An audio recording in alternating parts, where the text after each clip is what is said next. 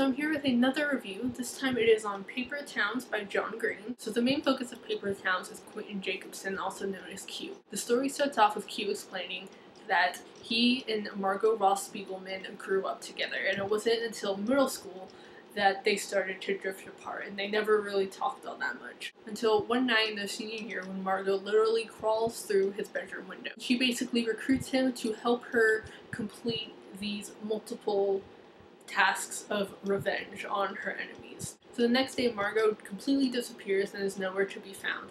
This is a normal thing that Margot does, so nobody really thought about it, but Q sort of thought that something was up. This is sort of where the plot takes off and really focuses on Q trying to solve this mystery of what happened to Margot.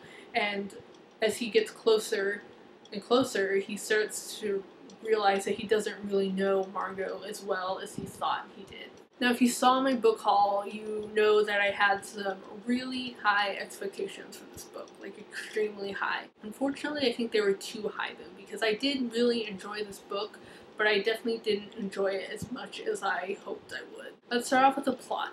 The writing was absolutely beautiful. John Green did not let me down in that department. It was magnificent, and I loved it. His writing alone made me become a John Green fan. The beginning and end I really loved. They were very exciting and interesting, and I kept wanting to turn the page. Unfortunately, the middle was a bit slow for me. I didn't find that as exciting or as interesting as the beginning and end. Now let's get on to characters. For the most part, I really enjoyed Q's character. I thought his dedication to trying to figure out what happened to Margot was really commendable, and I really liked that aspect. But there were times where he got a bit obsessive, and it was kind of annoying. His friends, who didn't know Margot really at all, have never really spoken to her, were trying to focus on prom in their normal lives, and Q just got really annoyed and didn't understand why they weren't as focused on trying to find Margot as he was. And, you know, he just got really annoying, and sometimes he was just insulting and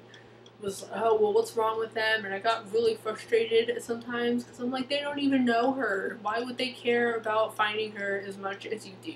I mean, I did appreciate how much he wanted to find her, but there were times where I was just like, oh, be quiet. His friends Ben and Radar I really enjoyed. They were definitely the comic relief in this book. I thought they were hilarious, especially Ben. And so I really enjoyed reading about them. I thought they were really entertaining to read about. Now, Margot isn't really in the book that much. She's in the beginning and she's in the very end. I did find her character interesting, even though you don't really get that much interaction with her. You know, throughout the whole thing, I was wondering, I'm like, you know, who is Margot? I thought I knew who she was just like Q did, but it turns out I was completely wrong. So it's really interesting to see who Margot really was and what her motives were for really leaving. Now, I gave this book a 4 out of 5. Like I said, I think my expectations were a little bit too high, like unrealistically high, but I still did really enjoy this book, and I'm definitely now a John Green fan. I'm definitely going to pick up the rest of his book. I'm pretty sure I'm going to pick up The Fault in Our Stars next because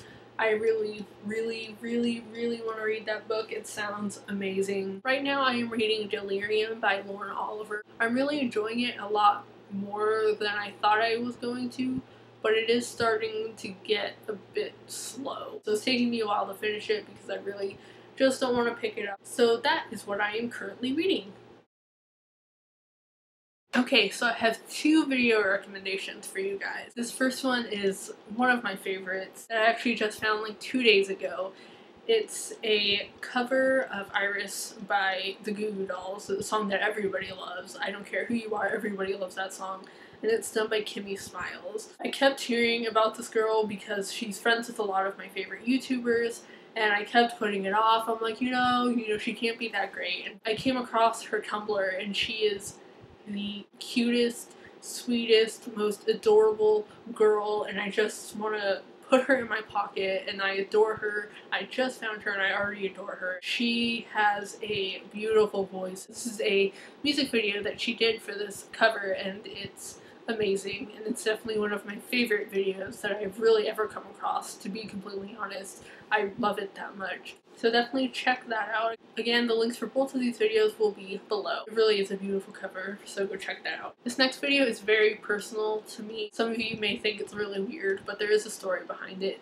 Avenged Sevenfold has been my favorite band for years, since I was maybe 14, 15. No matter how many times I find a new band and say that, oh, you know, they're my favorite band, Avenged Sevenfold has always been and will always be that #1 band in my heart, and they mean the world to me. They've helped me through a lot. I grew up with Avenged Sevenfold. You know, they were one of the first bands that I really got into when I started to really fall in love with music. And then when Jimmy, their drummer, passed away, I was shattered. I was in tears. I remember because I came home from school one day and people were talking about it at school, and I was like, you know, that's not funny, you know, don't joke about that. And I came home and, you know, I went online and, you know, they had released a statement about it, and I was heartbroken. You know, I was sobbing. I've seen Avenged Sevenfold live 4 times now. The first 2 times were when Jimmy was still with us. This video is the first tour that they did without Jimmy. It was the first time I saw them without Jimmy. So it was really emotional for me, and you know, I'm not afraid to admit that I cried. You know, I was heartbroken. Another reason why this is so special to me is because the day before the show, I actually got a chance to meet them. They were doing an in-store signing about 2 hours away. When I met Avenged Sevenfold, I literally walked into the store. It was a long line. I walked into the store and I saw them sitting behind the table, and when a band that has helped you through that much, through your whole life, who's always been there, they've really been the only constant in my life. You know, friends have come in and out. You know, everything's been in and out for me. They were the one constant in my life. And I saw them sitting there. When they're sitting right there, I just burst into tears. I was crying. It was so amazing, but at the same time, I was heartbroken because they were there, but Jimmy wasn't, you know, and I was so happy, you know, so grateful that I was able to meet them. I've met quite a few musicians in my day, and they were literally the nicest guys I have ever met in my entire life. So grateful for that, and you know, because I would have just been heartbroken if my favorite bands were a bunch of douchebags, but they weren't. But it was also so heartbreaking because Jimmy wasn't there. You know, he was one of the people that I really wanted to meet. You know, the man was brilliant. He was a genius. He was psychotic, but he was a genius. And unfortunately, he passed before I was able to meet him. So, you know, this video really means a lot to me because, you know, I did meet them the day before, but at the same time, this was the first time that I saw them without Jimmy behind the drums. And see, this video is their first 2 songs that they played on the set. It's a pretty good quality video, so I don't know if you guys are into that kind of music. I mean, you don't have to watch it. It's just something that I really wanted to share because it means a lot to me. So yeah, those are my 2 video recommendations. Definitely go check them out. If you liked the review, definitely hit the like button, and if you want to see more, hit the subscribe button. If you want, you don't have to. If you have read Paper Towns, let me know what you thought of the book in the comments below. If you watch the videos that I recommended, please let me know what you thought down below. Like I said, these are 2 of my favorites. The Avenged Sevenfold one obviously means the world to me. So if you watched that, thank you. And definitely let me know what you thought.